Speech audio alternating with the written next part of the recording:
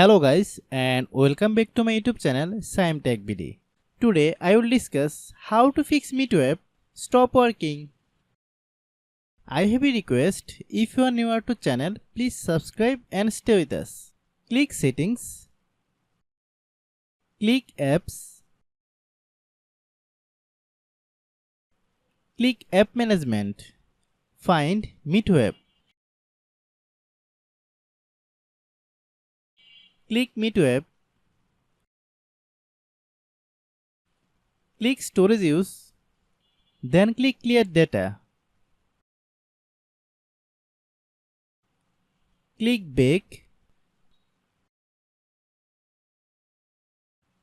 then click about. Click storage, then click clean up. After complete scanning, click clean, then restart your phone. After restarting, then open Google Play Store.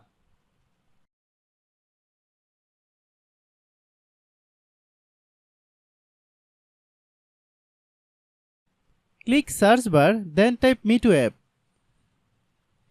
Click MEETO app. If you get any update, please update. Open MEETO app, then log in your account. If your problem is not resolved after following all the steps, then understand that the server is down now.